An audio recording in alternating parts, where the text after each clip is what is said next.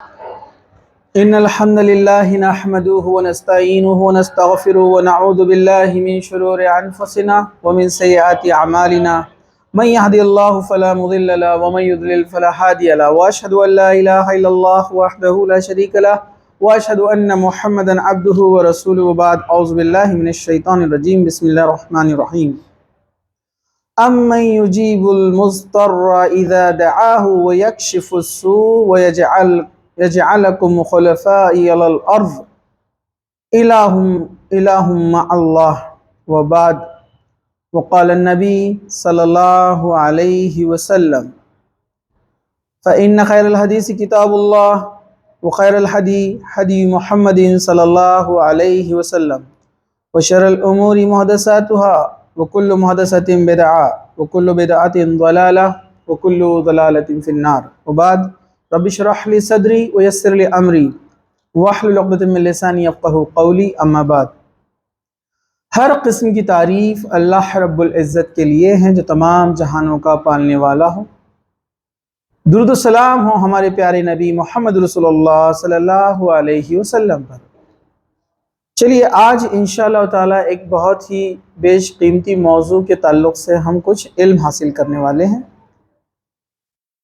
جب ایک انسان پریشان ہو جاتا ہے، اپنی دنیاوی صلاحیتیں، وسائل، طاقت، اپنی پوری انرجی لگا دیتا ہے، پھر بھی کوئی کام جب اس کے بس میں نہیں ہوتا ہے تو آخر کار اس کے ہاتھ اٹھتے ہیں اپنے رب کے سامنے، یعنی دعا کے لیے۔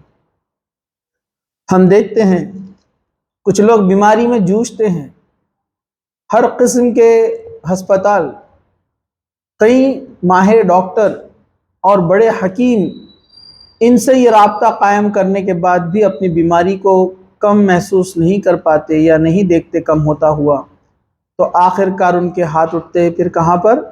اللہ سبحانہ وتعالیٰ کی بارگاہ، یعنی دعا کے لیے۔ ویسے ہی ہم دیکھتے ہیں کہ انسان ہے جس کے بس میں اب کچھ نہیں رہا ہے، اس کا سب کچھ لٹ گیا ہے، نقصان ہو چکا ہے، دنیا میں کوئی اس کا ساتھ دینے کے لیے تیار نہیں ہے، تب وہ جاتا ہے اپنے رب کے سامنے ہاتھ اٹھاتا ہے۔ مطلب ہم دیکھتے ہیں کہ بڑے بڑے حکیم اور ڈاکٹرز بھی آخر میں ایک جواب آپ کو دیتے ہیں کہ ہم تو اپنی پوری کوشش کر رہے ہیں، دوائی تو ہم پوری دے رہے ہیں، لیکن اب آپ دعا سے کام لیجیے۔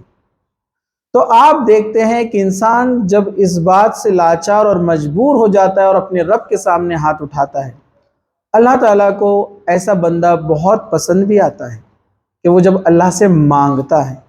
تو دعا اللہ سبحانہ و تعالیٰ کا دیا ہوا بیش قیمتی تحفہ ہے، جس کے ذریعے سے انسان وہ چیزیں، وہ اپنے کام کروا پاتا ہے اللہ سبحانہ و تعالیٰ کی مدد سے، یا اس میں کامیابی حاصل کرتا ہے جس کے تعلق سے اسے ہر جگہ سے نا امیدی چھا گئی تھی، جس کو اس نے ناممکن سمجھ لیا تھا، اور اس کا رب اس کی دعا کو قبول بھی کرتا ہے۔ تو جو دعا ہے یہ مومن کا سب سے بہترین ہتھیار اس کو کہا گیا ہے، یہ سب سے بہترین چیز ہے، لیکن اکثر لوگ اس کو بھول جاتے ہیں اور صحیح طریقے سے دعا نہ کرنے کی وجہ سے وہ دعا قبول بھی نہیں ہوتی ہے۔ اللہ کے علاوہ کسی اور کے سامنے سر جھکاتے ہیں، کسی غیر کے سامنے اپنے ہاتھ اٹھاتے ہیں۔ تو یاد رکھیے، دعا اگر صحیح طریقے سے پوری توجہ کے ساتھ اور پورے یقین کے ساتھ جب کی جائے تو اللہ سبحانہ وتعالیٰ اسے ضرور قبول کرتا ہے، اور اللہ تعالیٰ نے اگر کسی کی دعا قبول نہ کی ہو تو اس کے لیے اس میں حکمت ہوتی ہے کہ اللہ سبحانہ وتعالیٰ اس سے بیٹر اس کو کچھ دینے والا ہے، اس لیے اللہ نے اس کی دعا قبول نہیں کی۔ تو دعا سب سے قیمتی چیز ہے جس کو ہم بہت معمولی سمجھتے ہیں اور حقیر سمجھتے ہیں، اور ہم سمجھتے ہیں کہ چلو سب کر لیا، اب یہ بھی کر لیتے ہیں۔ بے شک اس حالت میں بھی اللہ قبول کرتا ہے، لیکن ظاہر سی بات ہے کہ ایک انسان دعا کو کرتے رہے اور کوشش بھی کرتے رہے، یہ دونوں اہم چیز ہے۔ آپ دیکھیے اللہ کے رسول صلی اللہ علیہ وسلم جنگ بدر میں 313 ساتھی یا 317 یا 315 روایتوں میں آتا ہے، اپنے ساتھیوں کو جمع کر لیا، اور پھر اس کے بعد دیکھا دشمن 1000 کی لشکر میں ہے، پھر آپ رات کو تہجد کے وقت اٹھتے ہیں، صبح کے وقت اٹھتے ہیں اور اللہ سبحانہ و تعالیٰ سے دعا مانگتے ہیں کہ اللہ ہم نے اپنی پوری کوشش کر لی، اب اس کے بعد یہ تیرے بندے تو ان کی مدد فرما، اگر تو نے ہماری مدد نہیں کی تو تیرا نام لینے والا کوئی نہیں رہے گا۔ تو اللہ کے رسول نے کوششیں پوری کر لی، جتنے ٹوٹے پھوٹے ہتھیار تھے جمع کر لیے، اس کے بعد دعا کی۔ تو دعا کیسے اثر کرتی ہے کہ فرشتے اس جنگ میں نازل ہوئے، انہوں نے مسلمانوں کی مدد کی۔ 313 اور 1000 کے ورسز اندازہ لگائیے آپ، اور 313 بھی کوئی ٹرینڈ سولجرز نہیں ہے بہت زیادہ، اس میں کچھ ہی ٹرینڈ سولجرز ہیں، باقی سیویلینز ہیں، اور ہتھیار بھی نہیں ہے، لکڑیاں لے کر آئے، تلوار بھی نہیں ہے بہت سارے لوگوں کے پاس۔ اتنے بھی کچھ لوگوں کا بیان ہے، کچھ صحابہ کہتے ہیں جنگ بدر میں ہم سو رہے تھے آرام سے، مطلب غنودگی چھائی ہوئی تھی، ریلیکس تھے ایک دم۔ تو اللہ تعالیٰ نے فرشتوں سے مدد فرمائی۔ چلیے، سب سے اہم چیز جو دعا کی فضیلت ہمیں ملتی ہے وہ کچھ روایتوں میں آپ کے سامنے یہاں پر بیان کرتا ہوں کہ تھوڑی سی آواز کا۔ تو اللہ سبحانہ و تعالیٰ فرماتا ہے، اللہ کے رسول صلی اللہ علیہ وسلم نے فرمایا، معاف کیجئے، کہ صحیح ابن ماجہ روایت ہے کہ اللہ کے رسول صلی اللہ علیہ وسلم فرماتے ہیں ان الدعاء هو العبادة ثم قرأ وقال ربكم ادعوني استجب لكم، کہ وہ فرماتے ہیں کہ حضرت نعمان بن بشیر اس کے راوی ہے، وہ کہتے ہیں کہ رسول اکرم صلی اللہ علیہ وسلم فرمایا دعا ہی عبادت ہے، پھر آپ صلی اللہ علیہ وسلم نے یہ آیت پڑھی تمہارا رب کہتا ہے مجھ سے دعا مانگو میں تمہاری دعا قبول کروں گا۔ اللہ تعالیٰ آپ سے کہہ رہا ہے، مطلب ہم سے کہہ رہا ہے کہ تم مانگو میں قبول کروں گا، لیکن افسوس ہے کہ ہم کو یقین نہیں آتا ہے، ہم اللہ پر بھروسہ نہیں رکھتے اور سوچتے ہیں کہ دعا سے بھی کیا کچھ ہو سکتا ہے۔ دعا سے ایسے کام ہو جاتے ہیں جس کے بارے میں آپ نے کبھی نہیں سوچا، کبھی آپ نے امید بھی نہیں کی۔ تو اللہ تعالیٰ کہتا ہے کہ مجھ سے مانگو میں قبول کروں گا، ٹھیک ہے۔ چلیے، دعا اللہ کے نزدیک سب سے بڑی عظمت والی چیز ہے، بڑا عظمت والا عمل ہے، بڑا معزز عمل ہے۔ حدیث اس طرح سے اللہ کے رسول صلی اللہ علیہ وسلم فرماتے ہیں، حضرت ابو ہریرہ اس کے راوی ہے، یہ ترمذی کی حدیث ہے، حسن درجے کی ہے، لیس شیء اکرم علی اللہ من الدعاء، کیا اللہ کے رسول نے فرمایا اللہ کے نزدیک دعا سے زیادہ عظمت والا کوئی عمل نہیں ہے۔ بندہ جب اللہ کے سامنے جھکتا ہے، اپنی عاجزی بتاتا ہے، ہاتھوں کو اٹھاتا ہے، سر کو جھکاتا ہے یا سجدے میں گر پڑتا ہے، اللہ کو یہ عمل سب سے زیادہ پسند آتا ہے۔ چلیے، دعا سے تقدیر بھی بدل جاتی ہے۔ حدیث اس طرح سے ہے، اللہ کے رسول صلی اللہ علیہ وسلم نے فرمایا لا يرد القضاء الا الدعاء ولا يرد في الامر الا البر، رواہ ترمذی، حسن درجے کی حدیث ہے۔ حضرت سلمان فارسی اس کے راوی و فرماتے ہیں اللہ کے رسول صلی اللہ علیہ وسلم نے فرمایا تقدیر کو دعا کے علاوہ کوئی چیز نہیں بدل سکتی، اور عمر میں نیکی کے علاوہ کوئی چیز اضافہ نہیں کر سکتی۔ جو نیکی کرتا ہے اس کی عمر میں اضافہ ہوتا ہے، ٹھیک ہے۔ اب آپ بولیں گے عمر تو فکس ہے، لیکن اللہ تعالیٰ اس کی کم عمر میں اس سے وہ کام لے لیتا ہے کہ اگر کسی کو 100-200 سال کی بھی زندگی دی جائے تو وہ اتنا کام نہیں کر پائے گا، کم وقت میں اللہ برکت دے دیتا ہے، ٹھیک ہے۔ تقدیر کو اللہ سبحانہ وتعالیٰ بدل دیتا ہے۔ آپ بولیں گے تقدیر تو پہلے لکھی جا چکی ہے، سب تو مکمل ہو چکا ہے، لیکن تقدیر کو دعا بدل دیتی ہے۔ لیکن بہت سارے علماء نے لکھا ہے کہ اللہ تعالیٰ نے اس کی تقدیر میں یہ بھی لکھا تھا کہ وہ بندہ دعا کرے گا اور اس کی تقدیر بدلی جائیں گی۔ یہ بات سمجھنے کی، اس لیے دعا کرتے رہنا چاہیے۔ حضرت عمر رضی اللہ عنہ جب بھی عمرہ کے لیے جاتے تو طواف کرتے ٹائم یہ دعا کرتے، اے اللہ مستقبل میں، فیوچر میں اگر مجھ سے کوئی گناہ ہونے والے ہوں گے تو اس کو نیکیوں میں بدل دے، مطلب مجھے ہدایت کی طرف راستہ دکھا اور برائی سے بچا۔ تو یہ دعا حضرت عمر کیا کرتے تھے۔ دعا نازل شدہ اور نازل ہونے والے تمام آفات کے لیے فائدہ مند ہے، یہ آفات اور بلائیوں کو بھی دور کر دیتی ہے۔ حدیث ہے، حضرت عبداللہ بن عمر اس کے راوی فرماتے ہیں اللہ کے رسول صلی اللہ علیہ وسلم نے فرمایا ان الدعاء ينفع مما نزل ومما لم ينزل فعليكم عباد اللہ بالدعاء۔ کیا فرماتے ہیں؟ حضرت عبداللہ بن عمر رضی اللہ عنہ کہتے ہیں کہ رسول اکرم صلی اللہ علیہ وسلم نے فرمایا دعا نازل شدہ آفات اور جو ابھی نازل نہیں ہوئی سب کے لیے نفع بخش ہے، لہٰذا اللہ کے بندو دعا ضرور کیا کرو۔ ترمذی نے اسے روایت کیا ہے، تاکہ جو آفتیں آتی ہیں، جو پریشانی اور مشکل آتی ہے، جو بندہ دعا کرتا ہے تو ابھی جو آئی ہے پریشانی وہ بھی، یا جو کبھی آنے والی ہے، اللہ آپ کو اس سے بچا لے گا جو دعا کرتا ہے۔ جو دعا نہیں کرے گا ظاہر سی بات ہے وہ اس آفت میں، اس کے لپیٹ میں آ جائے گا۔ تو دعا آفتوں سے آپ کو، پریشانیوں سے بچاتی ہے۔ چلیے، اللہ تعالیٰ جسے اپنی رحمت سے نوازنا چاہتا ہے اسے دعا کی توفیق عطا کرتا ہے۔ یہ بہت بڑی چیز ہے۔ اگر آپ دعا کرتے ہیں تو خوش ہونا چاہیے کہ اللہ نے آپ کو توفیق دی کہ آپ دعا کر رہے ہیں۔ حدیث ہے، اللہ کے رسول صلی اللہ علیہ وسلم نے فرمایا، جس شخص کے لیے دعا کا دروازہ کھولا گیا، یعنی دعا کی توفیق اس کو دی گئی، یعنی اگر آپ دعا کرتے ہیں اٹھ کر نماز کے وقت، نماز کے بعد، اس سے پہلے یا رات کو جاگ کر، گویا رحمت کے دروازے اس کے لیے کھول دیے گئے ہیں۔ اور جو چیز اللہ سے مانگی جاتی ہے ان میں سب سے زیادہ اللہ کے نزدیک پسندیدہ چیز عافیت ہے۔ ترمذی کی روایت ہے، مطلب اللہ تعالیٰ سے آپ جو مانگنا چاہیے، کیا مانگنا چاہیے؟ عافیت۔ عافیت کیا ہوتی ہے؟ کہ ہر حال میں آپ سکون اور اطمینان میں رہیں۔ مطلب لوگ بولتے ہیں کہ مال دیے، اللہ تعالیٰ مجھے مال دے۔ مال آنے سے سکون نہیں آتا ہے، بات یاد رکھیے۔ کبھی کبھار کچھ لوگ بغیر مال دولت کے بھی سکون میں زندگی گزارتے ہیں۔ اللہ مجھے فلاں چیز دے دے تو میں بہت خوش ہو جاؤں گا۔ دنیا میں ایسے بھی لوگ ہیں، جیسے کچھ لوگ بولتے ہیں مجھے بہت خوبصورتی دے دے، لیکن آپ دیکھیں اکثر سوسائڈ کرنے والے خوبصورت لوگ ہی ہیں، بڑے بڑے سیلیبریٹیز، انہوں نے سوسائڈ کیا ہے۔ تو یہ خوشیاں نہیں لاتی۔ مجھے اللہ بہت مال دولت اور بنگلے دے دے۔ اکثر خودکشی کرنے والے آپ دیکھیں گے رئیس لوگ گزرے ہیں، ٹینشن سے، لون کا قرض، لوگوں سے ادھار لیا، بیٹنگ کی، اور کیا کیا کیا، لینا دینا باقی ہے۔ غریبوں میں آپ کو کم ملیں گے۔ تو یہ چیز آپ کو سکون نہیں دیتی، اس لیے اللہ کے رسول نے بہترین چیز بتائی، کہا کہ عافیت مانگا کرو، سکون کی زندگی، ریلیکس، سکونت۔ تو آپ جس حال میں رہیں گے اللہ تعالیٰ آپ کو خوش رکھے گا۔ بہترین دعا ہے۔ دعا کرنے والوں کو اللہ کبھی محروم نہیں رکھتا۔ دعا کے لیے ہاتھ اٹھانا مسنون ہے۔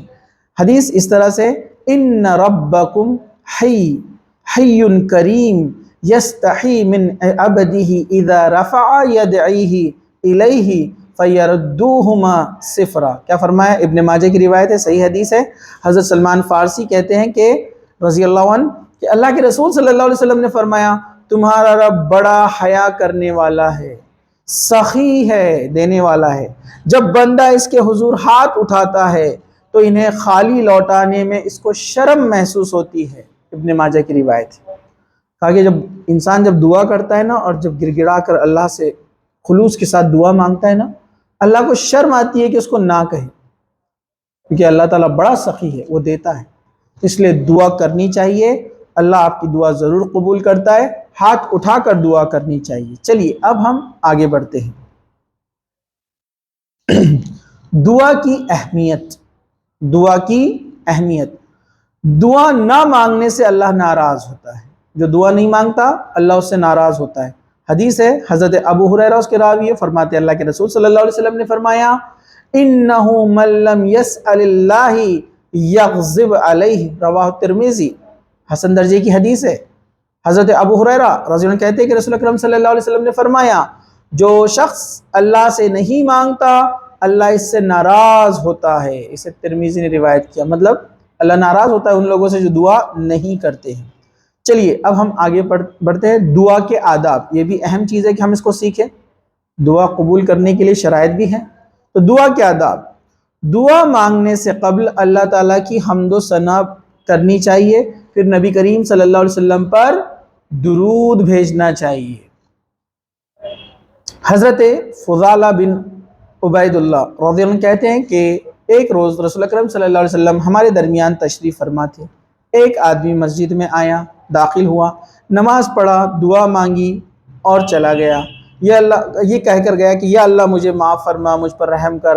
آپ صلی اللہ علیہ وسلم نے فرمایا، اے نمازی، تو نے دعا مانگنے میں جلدی کی، جب نماز پڑھ چکو اور دعا کے لیے بیٹھو تو اللہ کے شایان شان حمد و ثنا اس کی بیان کرو، اس کی تعریف کرو، پھر اس پر مجھ پر درود بھیجو، یعنی درود ابراہیم جو ہم نماز میں پڑھتے ہیں، اب پھر درود بھیجو، پھر دعا کرو۔ فضالہ بن عبیدہ رضی اللہ عنہ کہتے ہیں کہ ایک دوسرے آدمی نے نماز پڑھی اور اس کے بعد اللہ کی حمد و ثنا کی، نبی کریم صلی اللہ علیہ وسلم پر درود بھیجا، پھر رسول اکرم صلی اللہ علیہ وسلم نے ارشاد فرمایا، اے نمازی دعا کر، تیری دعا قبول کی جائیں گی۔ مطلب جب آپ دعا کے لیے بیٹھیں گے تو اللہ کی خوب تعریف کریں، جو بھی آپ کر سکتے اللہ کے ناموں سے پھر اللہ کے رسول پر درود بھیجے، درود ابراہیم جو ہم پڑھتے ہیں، اور اس کے بعد دعا کرے تو اللہ قبول کرے گا۔ اللہ کے رسول نے اس کی گارنٹی دی، کہا کہ تیری دعا قبول کی جائیں گی، دعا کر۔ اس طرح دعا دل جمعی اور دو ٹوک الفاظ میں کرنی چاہیے، مطلب جب دعا کریں گے آپ تو دو ٹوک انداز میں ہونا چاہیے۔ حدیث ہے، اللہ کے رسول فرماتے ہیں اذا دعا احدکم فلیغزم المسألة فلا یقولن اللہم ان شئت فاعذنی فإنہ لا مستقر لہ۔ کیا فرمایا؟ مستقر لہ، رواہ بخاری۔ حضرت انس رضی اللہ عنہ کہتے ہیں کہ رسول اکرم صلی اللہ علیہ وسلم نے فرمایا جب تم میں سے کوئی دعا کرے تو اللہ سے پختہ ارادے کے ساتھ، پورے بھروسے اور کے ساتھ کہ اللہ آپ کی دعا قبول کرے گا، اس کے ساتھ سوال کرے، یوں نہ کہے اے اللہ اگر تو چاہے تو عطا فرما، اس لیے کہ اللہ تعالیٰ پر کوئی زبردستی نہیں کر سکتا جو اسے دعا قبول کرنے سے روک لے۔ اسے بخاری نے روایت کیا ہے۔ مطلب اللہ سے بالکل دو ٹوک انداز میں دعا کرنا چاہیے کہ اللہ فلاں چیز مجھے عطا کر۔ ٹھیک ہے، چلیے، دعا مانگتے ہوئے قبولیت کا مکمل یقین ہونا چاہیے۔ دعا پوری توجہ، کنسنٹریشن کے ساتھ کرنی چاہیے۔ حدیث اس طرح سے اللہ کے رسول نے فرمایا ادعوا اللہ وانتم موقنون بالاجابۃ واعلموا ان اللہ لا یستجب الدعاء من قلبی غافل اللہ۔ کیا فرمایا؟ ترمذی کی حدیث ہے، حسن درجے کی ہے۔ حضرت ابو ہریرہ کہتے ہیں کہ رسول اکرم صلی اللہ علیہ وسلم نے فرمایا اللہ تعالیٰ اس سے قبولیت کے مکمل یقین کے ساتھ دعا کرو، یاد رکھو اللہ تعالیٰ غافل اور بے دھیان دل کی دعا قبول نہیں کرتا ہے۔ جو غافل بس دعا کر رہے، کیا کر رہے پتہ نہیں، اور بس دعا کرتے جا رہے، دھیان نہیں ہے۔ کچھ لوگ تو دعا کرتے کرتے بھی، آپ نے دیکھا، دعا کرتے کرتے ارے برتن وہاں سے ادھر رکھو، یہاں پر دعا چل رہی ہے، برابر ہے کہ نہیں ہے؟ ارے وہ منا دیکھو چلا رہا، کیا کر رہا ہے، دیکھو اس کو ذرا دیکھو، دعا کر رہے۔ تو ایسے دھیان آپ کا دعا کے اندر ہونا چاہیے، پورے اخلاص کے ساتھ، دل جمعی کے ساتھ دعا کرنا چاہیے۔ چلیے، دعا مانگنے سے قبل اپنے گناہوں کا اعتراف اور اظہار ندامت کرنی چاہیے۔ انسان جب بھی کوئی دعا مانگنا چاہے اس سے پہلے اپنے گناہ سے توبہ کرے۔ چلیے، حدیث ہے،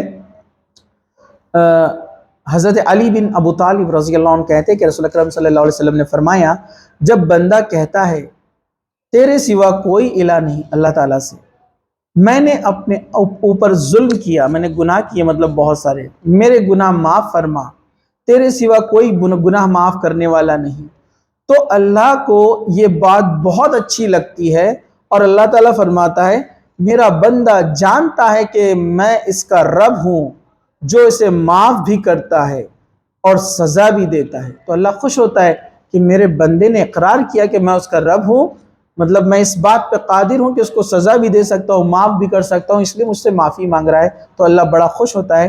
اسے حاکم نے روایت کیا ہے۔ چلیے، خاص مواقع پر دعا کے الفاظ 3 بار دہرانا مسنون ہے، کوئی خاص دعا کے لیے 3 بار کہنا۔ حضرت انس بن مالک کہتے ہیں کہ رسول اکرم صلی اللہ علیہ وسلم نے ارشاد فرمایا جو شخص اللہ سے 3 مرتبہ جنت مانگے، اس کے حق میں جنت کہتی ہے یا اللہ اسے جنت میں داخل فرما۔ جو شخص 3 مرتبہ آگ سے پناہ مانگے، آگ کہتی ہے یعنی جہنم کہتی ہے اے اللہ اسے آگ سے بچا۔ ابن ماجہ نے اسے روایت کیا ہے، مطلب 3 مرتبہ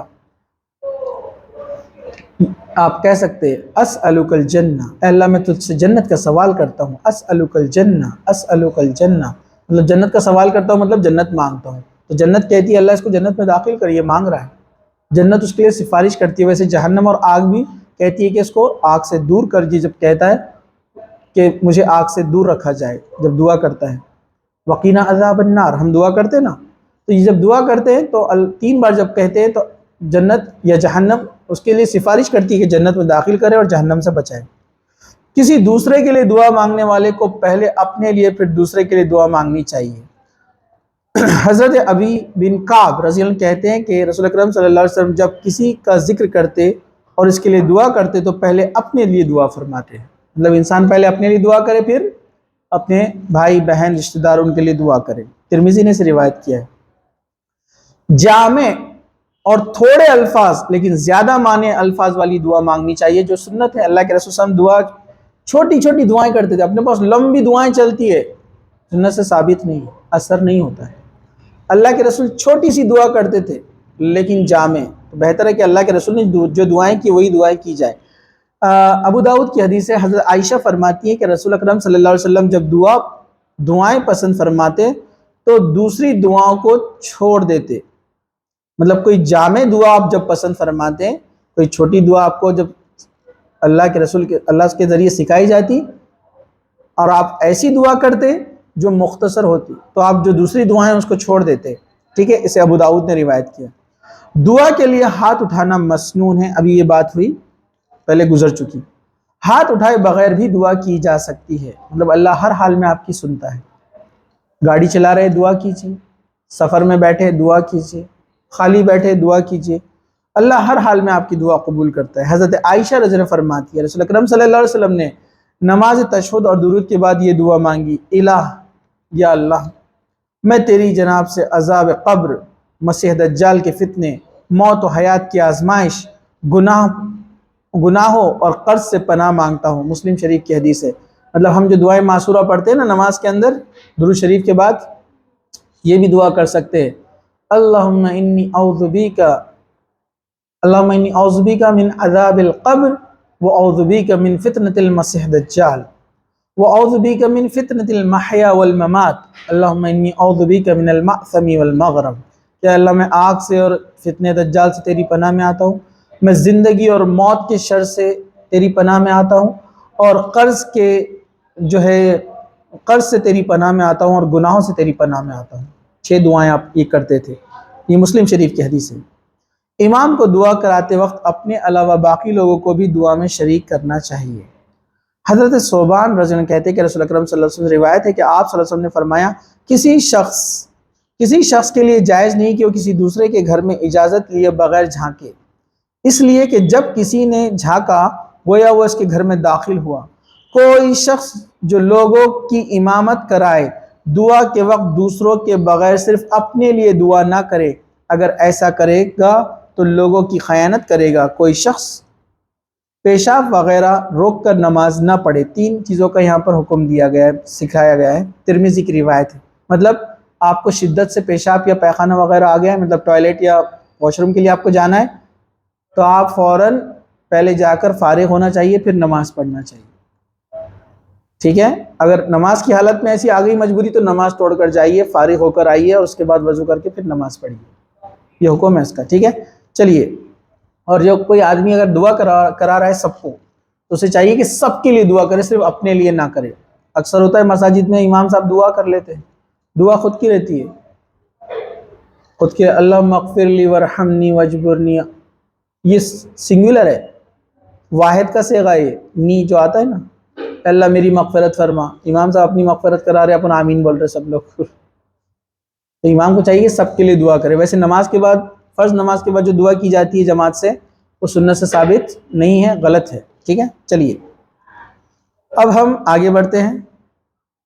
دعا سننے والے کو دعا یا کلمات کے آخر میں آمین کہنا چاہیے، جیسا میں اگر کہا اللہ تعالی ہم سب کی جو ہے بخشش کرے، مغفرت کرے، تو سب نے آمین بولنا چاہیے، یہ سنت ہے، ٹھیک ہے۔ چلیے، معمولی سے معمولی چیز بھی صرف اللہ تعالیٰ سے مانگنی چاہیے، ہے نا۔ چھوٹی چھوٹی چیزوں کے لیے اپن دعا کیا کرتے ہیں، کرنا چاہیے۔ میں نے دیکھا کچھ لوگ کرتے ہیں ماشاءاللہ، چلتے چلتے پین خراب ہو گیا ان کا، یا اللہ ایک پین دلا دیا، وہ دعا کرتے ہیں، حالانکہ وہی جائیں گے خرید کے لے کر آئیں گے، برابر ہے کہ نہیں، لیکن مانگنا اللہ سے چاہیے، ٹھیک ہے۔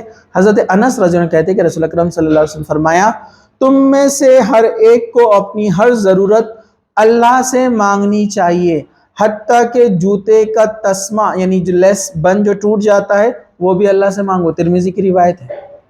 چھوٹی سی چھوٹی چیز اللہ سے مانگو۔ آپ کو پتا ہے صحابہ گھر میں نمک ختم ہو گیا تو اللہ سے دعا مانگتے تھے، یا اللہ نمک دے دے، عطا کر۔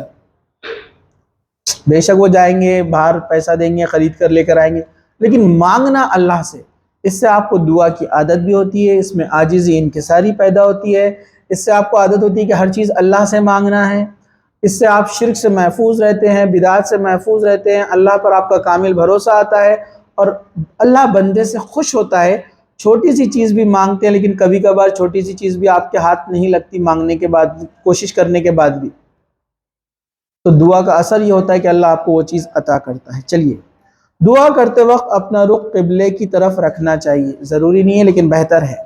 حضرت عمر بن خطاب رضی اللہ عنہ کہتے ہیں کہ جنگ بدر کے روز رسول اکرم صلی اللہ علیہ وسلم نے مشرکین مکہ پر ایک نظر ڈالی، ان کی تعداد 1000 تھی۔ جب آپ صلی اللہ علیہ وسلم نے صحابہ رضی اللہ عنہ کی تعداد 319 دیکھی، کچھ روایت میں 319 ہے، رسول اکرم صلی اللہ علیہ وسلم نے قبلے کی طرف رخ کیا اور اپنے ہاتھ اللہ کے حضور پھیلا دی اور پکارا اور دعا کرنے لگے۔ یہ جو ہے مسلم شریف کی حدیث ہے کہ قبلے کی طرف رخ ہو کر آپ نے دعا کی۔ چلیے اب ہم آگے بڑھتے ہیں، وہ کلمات جن کے ذریعے دعا قبول ہوتی ہے۔ میں مختصر سا بیان کروں گا کیونکہ آپ لوگوں کو بھی جانا ہے، ٹھیک ہے۔ سب سے پہلے اسم اعظم کے وسیلے سے کی گئی دعا قبول ہوتی ہے، اسے ابن ماجہ نے روایت کیا ہے، صحیح حدیث ہے۔ حضرت برائدہ رضی اللہ عنہ اس کے راوی فرماتے ہیں کہ اللہ کے رسول نے ایک آدمی کو یہ کہتے ہوئے سنا، اے اللہ میں تجھ سے اس لیے مانگتا ہوں کہ تو اللہ ہے، تیرے سوا کوئی الہ نہیں، تو اکیلا ہے، بے نیاز ہے، نہ اس نے کسی کو جنا ہے نہ وہ کسی سے جنا گیا ہے۔ سورہ اخلاص۔ آپ صلی اللہ علیہ وسلم نے فرمایا اس شخص نے اللہ تعالیٰ کے اسم اعظم کے وسیلے سے دعا مانگی ہے، اور اللہ تعالیٰ کے اسم اعظم سے کوئی جب وسیلے سے دعا مانگتا ہے اللہ تعالیٰ اس کو عطا کرتا ہے۔ جب وہ دعا کرتا ہے تو دعا قبول کی جاتی ہے۔ کیا دعا کیا اس نے؟ لا الہ، کیا فرمایا؟ اللہم انی اسألک بانک انت، میں اللہ تعالیٰ سے دعا کرتا ہوں، سوال کرتا ہوں، کیا؟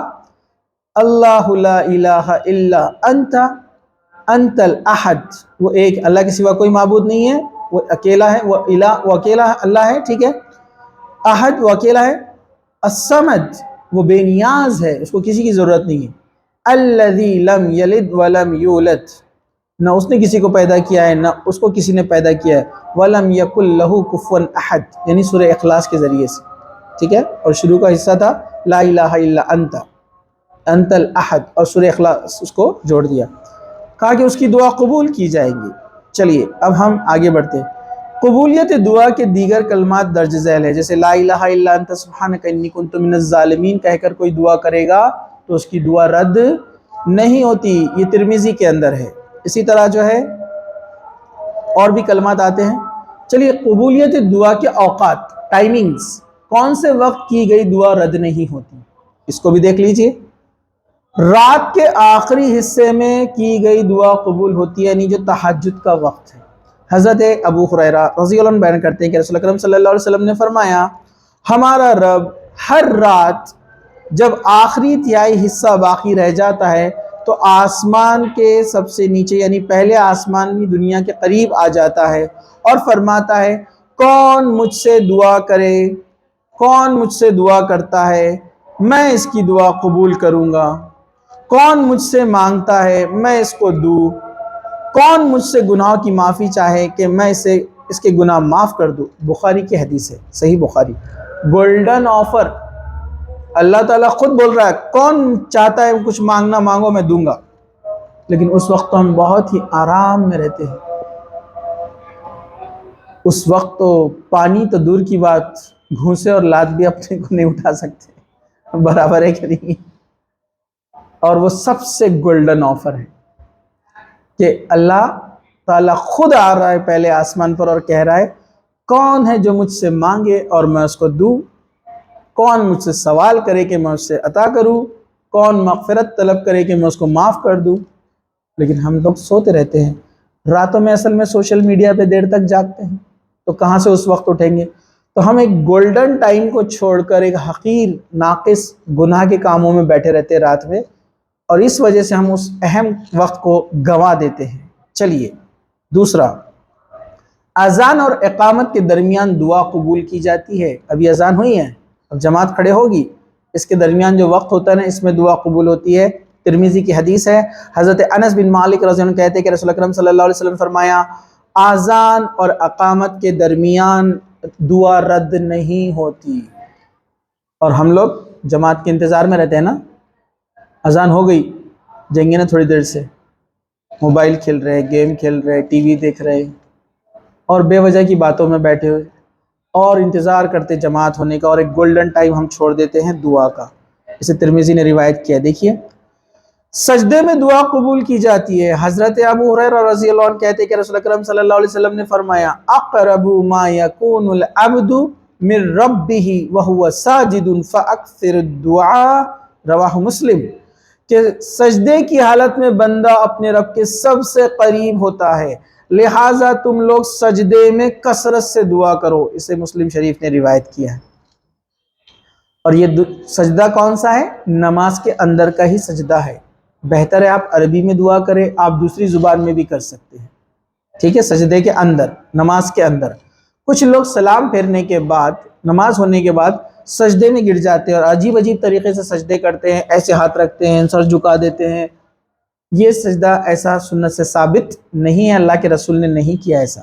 اللہ کے رسول نے سجدہ جب کیا اکیلا تو سجدے شکر کیا، جیسا آپ بیٹھے ہوئے کسی نے اچھی خبر لے کر آیا تو آپ سجدے میں گر گئے۔ اس سے ایک بات پتہ چلی، جو ہے شکرانے کی نماز نہیں ہوتی ہے، شکرانے کا سجدہ ہوتا ہے صرف، شکرانے کی نماز ثابت نہیں ہے۔ ویسے نماز کے بعد الگ سے ایک سجدہ دعا کے لیے کرتے، یہ سنت سے ثابت نہیں ہے۔ نماز کے اندر جو سجدہ ہے نا، اسی میں آپ دعا کیجئے، آپ عربی میں کیجئے بہتر ہے، اگر نہ ہو یاد تو آپ دوسری زبان میں بھی کر سکتے، علماء نے کہا، ٹھیک ہے؟ چلیے، جمعہ کے دن کسی ایک گھڑی میں دعا قبول ہوتی ہے۔ جمعہ کے دن ایک گھڑی ایسی ہے جب دعا رد نہیں ہوتی ہے۔ حضرت ابو ہریرہ رضی اللہ عنہ سے روایت ہے کہ نبی کریم صلی اللہ علیہ وسلم نے فرمایا جمعہ کے دن ذکر کیا کرو، خوب ذکر کیا کرو۔ فرمایا اس میں ایک گھڑی ایسی ہے جس میں کوئی مسلمان کھڑا نماز پڑھ رہا ہو اور اللہ سے کچھ مانگ رہا ہو تو اللہ اس کو عنایت کرتا ہے، اور ہاتھ کے اشارے سے آپ نے واضح فرمایا کہ وہ ساعت مختصر سی ہے، وہ ایک چھوٹا سا ٹائم ہے، لیکن کب ہے واللہ عالم۔ بخاری نے اس کو روایت کیا ہے۔ اس لیے جمعہ کے دن کوشش کریں کہ ہر وقت جب بھی خالی رہے آپ دعا کریں، بہتر دعا کریں۔ چلیے، اذان کے بعد دعا قبول کی جاتی ہے جب اذان ہو جائے، اس لیے تو ہمیں ایک دعا سکھائی بھی گئی نا اذان کے بعد کی دعا۔ جب اذان ختم ہو جائے تو کیا دعا کرنا ہے؟ ارے یاد نہیں آ رہا ہے آپ کو؟ ہاں، کیا ہے؟ اللہم رب هذه الدعوة الصلاة القائمة وآت محمدا الوسیلہ والفضیلہ بعث فی مقام محمودا۔ یاد ہے نا آپ کو؟ یہ دعا سنت ثابت ہے کہ اللہ کے رسول کے لیے ہم دعا کریں۔ کچھ لوگ بولتے دیکھو اس میں وسیلے کا لفظ آیا، اللہ کے رسول کو وسیلہ بنا، اللہ کے رسول کو وسیلہ دے۔ یہ وسیلہ جنت میں ایک مقام ہے، اس کا نام ہے، حدیث میں آتا ہے دوسرے، وسیلہ جنت میں ایک یہ وسیلہ وہ نہیں ہے کہ اللہ کے رسول کے اللہ کے رسول کے طفیل میں ہماری دعا قبول فرمائے، یہ گناہ ہے، یہ صحیح نہیں ہے، سنت سے ثابت نہیں ہے، شرک ہو جائے گا یہ، ٹھیک ہے؟ چلیے، میدان جنگ میں مسلمان اور کافروں کے لشکر جب آپس میں بھیڑ جائے اس وقت کی دعا رد نہیں ہوتی۔ حضرت سہیل بن سعد رضی اللہ عنہ کہتے ہیں کہ رسول اکرم صلی اللہ علیہ وسلم فرمایا دو دعائیں کبھی رد نہیں کی جاتی، ایک اذان کے بعد کی دعا، دوسری جب لڑائی کے وقت دشمنوں کا لشکر مسلمانوں سے ٹکرائے اور اس وقت جو مسلمان دعا کرے۔ اسے ابو داؤد نے روایت کیا ہے۔ تو اذان کے بعد آپ اپنی دعائیں بھی کر سکتے ہیں، ٹھیک ہے؟ چلیے، بارش نازل ہونے کے وقت دعا قبول کی جاتی ہے، اسے حاکم نے روایت کیا ہے۔ حضرت سہیل بن سعد رضی اللہ عنہ کہتے ہیں کہ رسول اکرم صلی اللہ علیہ وسلم نے فرمایا دو وقت کی دعائیں رد نہیں ہوتی کبھی، یا بہت کم چانسز ہے کہ وہ رد ہو۔ پہلی اذان کے بعد کی دعا، اور دوسری بارش نازل ہوتے وقت کی دعا۔ جب بارش ہوتی ہے دعا کرنا چاہیے۔ ہم لوگ تو بارش میں ناچتے ہیں، گاتے ہیں، بھاگتے ہیں، دھوم مستی کر رہے اور دعا بھول جاتے ہیں اصل چیز، ٹھیک ہے؟ اس کی بہت ساری حکمت ہے، انسان اللہ کی رحمت کو یاد کرتا ہے، اس کا شکر ادا کرتا ہے، اور ساتھ ہی ساتھ جب اس حالت میں رہتا ہے تو اللہ کو بڑا پسند آتا ہے اس کا عمل، پھر جب وہ اللہ سے دعا کرتا ہے تو اللہ اس کی دعا قبول فرماتا ہے۔ یوم عرفہ 9 ذی الحجہ کی دعا قبول کی جاتی ہے۔ ذی الحجہ پتہ ہے نا آپ کو؟ قربانی کا دن پتہ ہے آپ لوگوں کو؟ 9 ذی الحجہ کی دعا قبول کی جاتی ہے۔ حضرت عمرو بن شعیب اپنے باپ اور وہ اپنے باپ کے یعنی دادا سے روایت کرتے ہیں کہ نبی کریم صلی اللہ علیہ وسلم نے فرمایا بہترین دعا عرفے کے دن کی دعا ہے۔ جب حاجی لوگ عرفات میں ہوتے ہیں اس وقت 9 ذی الحجہ ہوتا ہے، تو اپنے پاس 8 بھی ہو سکتا ہے انڈیا میں، 8 تاریخ، وہ جب عرفے کے میدان، تو عرفے کے اندر کی دعا رد نہیں ہوتی ہے، ٹھیک ہے؟ اللہ کے اور دعا کس طرح سے مانگتے ہیں؟ جیسے پرانے نبیوں نے دعا مانگی۔ بہترین دعا عرفہ کے دن کی دعا ہے، اور بہترین دعا میں جو میں نے اور مجھ سے پہلے نبیوں نے کی وہ کیا تھی؟ اللہ کے سوا کوئی الہ نہیں، وہ ایک ہے، اس کا کوئی شریک نہیں، وہ بادشاہ ہے، اسی کی ہے حمد و ثنا، تمام تعریف پریز اللہ کے لیے ہے، اسی کو سزاوار ہے، وہ ہر چیز پر قادر ہے۔ یہ کلمات سے دعا جو کرے اس کی دعا قبول ہوتی ہے، ٹھیک ہے، اسے بخاری نے روایت کیا ہے۔ توبہ کرنے والے کی دعا رات یا دن یا ہر گھڑی کبھی بھی قبول ہوتی ہے، کیونکہ توبہ کرنے والا بندہ اللہ کو بڑا پسند آتا ہے، جو اپنے گناہوں سے معافی مانگ کر اب سدھرنا چاہتا ہے، نیک بننا چاہتا ہے، اپنے گناہوں کو اب چھوڑ دینا چاہتا ہے۔ حضرت ابو موسیٰ رضی اللہ عنہ فرماتے ہیں کہ نبی کریم صلی اللہ علیہ وسلم کہتے ہیں کہ اللہ عز و جل رات کے وقت اپنا ہاتھ پھیلاتا ہے تاکہ دن میں گناہ کرنے والے توبہ کر لے، تو اس کی توبہ قبول کی جاتی ہے۔ پھر دن کے وقت اللہ سبحانہ وتعالیٰ اپنے ہاتھ پھیلاتا ہے تاکہ رات میں گناہ کرنے والا صبح کو توبہ کر لے، تاکہ اس کی گناہ معاف کر دی جائے، اس کی توبہ قبول ہوتی ہے، حتیٰ کہ سورج مغرب سے طلوع ہو جائے گا، یہ سلسلہ چلتا رہے، مطلب قیامت کی بڑی نشانی جب آ جائیں گی پھر اس کے بعد توبہ کا دروازہ بند۔ اسے مسلم شریف نے روایت کیا ہے۔ زمزم پینے سے قبل کی گئی دعا قبول ہوتی ہے۔ حضرت جابر رضی اللہ عنہ کہتے ہیں کہ رسول اکرم صلی اللہ علیہ وسلم نے فرمایا کہ زمزم کا پانی جس نیت سے پیا جائے وہ پوری ہوتی ہے۔ ابن ماجہ، زمزم کا پانی پینے سے پہلے جب آپ نیت کریں گے، دعا کریں گے، وہ قبول کی جائے گی، ٹھیک ہے۔ چلیے، تو کیا آپ لوگ آگے بڑھنے کی اجازت دیتے ہیں؟ ایک اور پارٹ اس میں ہے، وہ لوگ جن کی دعا قبول کی جاتی ہے، مطلب جن لوگوں کی دعا قبول نہیں ہوتی وہ خوش قسمت لوگ کون ہیں؟ آپ جاننا چاہیں گے؟ چلیے اب دیکھیے وہ کون لوگ ہیں جن کی دعا رد نہیں ہوتی۔ مظلوم کی دعا اور بد دعا کبھی رد نہیں ہوتی، جس پر ظلم ہوا، جسمانی ظلم یا ذہنی، مینٹلی کسی نے اس کو ٹارچر کیا یا فزیکلی تکلیف دیا، کسی بھی قسم کے ایموشنل کسی بھی طریقے سے اس کو سزا ستایا ہے، اور وہ بیچارہ مظلوم تھا، مطلب اس کی غلطی نہیں تھی، سامنے والے نے اپنے مال کے زور پر یا عقل کے زور پر یا اپنے کیا کہیں گے تعلقات کے زور پر لنکس لگا کے اس کو پریشان کیا، تکلیف دیا، تو ایسا مظلوم جب دعا کے لیے ہاتھ اٹھاتا ہے اللہ اس کو کبھی رد نہیں کرتا، کبھی نہیں۔ اس لیے مظلوم کی بد دعا سے بچو، ٹھیک ہے۔ مسافر کی دعا قبول کی جاتی ہے جو سفر میں ہوتا ہے، کیونکہ سفر میں ہم کو کیا سوچتا ہے، ناچنا گانا گھومنا پھرنا، اس حالت میں بندہ اللہ کو یاد کرتا ہے، اس کی دعا قبول ہوتی ہے۔ باپ کی دعا بیٹے کے حق میں قبول کی جاتی ہے، اس لیے والدین سے دعا کروائیے، ان کو خوش رکھیے، ان کی خدمت کیجیے، دعا لیجیے۔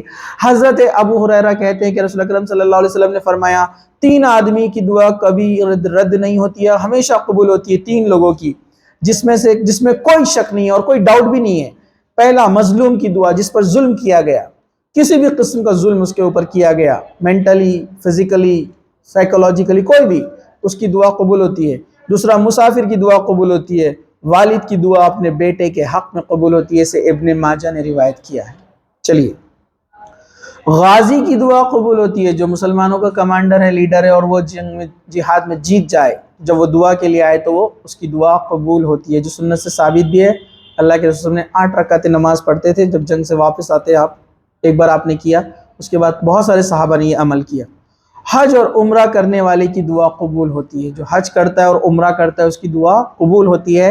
ابن ماجہ کی روایت ہے، حضرت عبداللہ بن عمر رضی اللہ عنہ سے روایت ہے کہ نبی کریم صلی اللہ علیہ وسلم نے فرمایا جہاد فی سبیل اللہ کرنے والے، حج اور عمرہ کرنے والے، جہاد فی سبیل اللہ، اللہ کی راہ میں لڑنے والے، حج کرنے والے، عمرہ کرنے والے، یہ اللہ کے مہمان ہیں، اللہ نے انہیں بلایا ہے تو وہ آ گئے، لہٰذا اب وہ اللہ سے جو سوال کریں گے، جو دعا کریں گے، ان کو عطا کیا جائے گا۔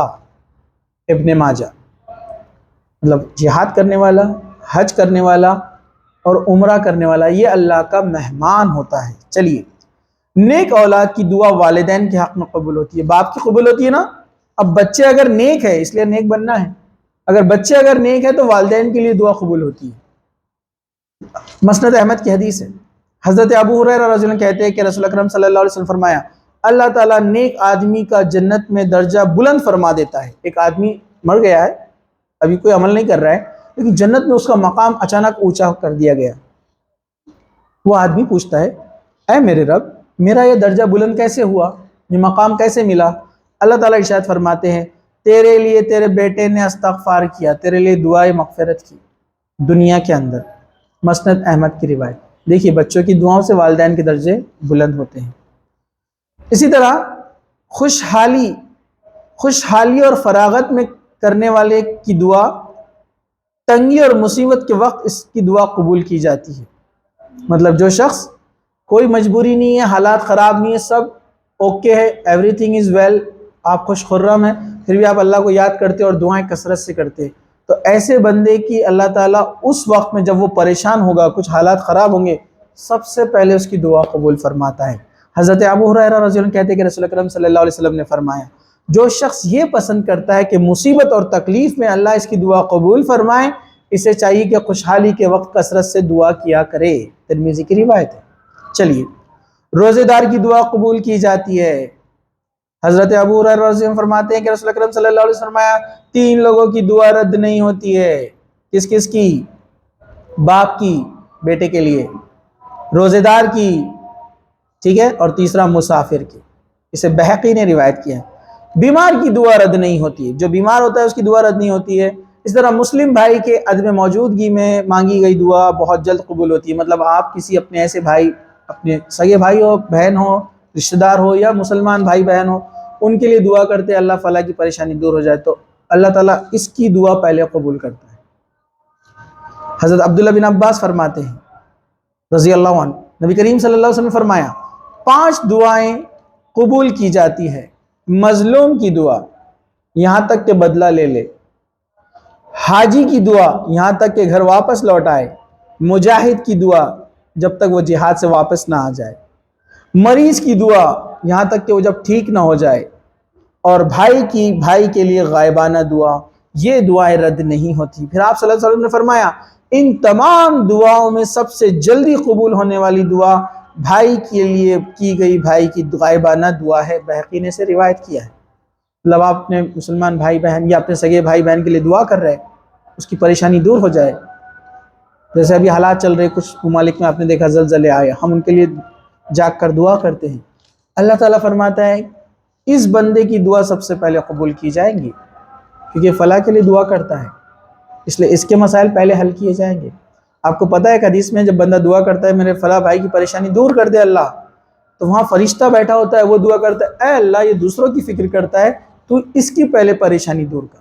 فرشتہ آپ کے لیے دعا کرتا ہے، کتنی بہترین چیز ہے۔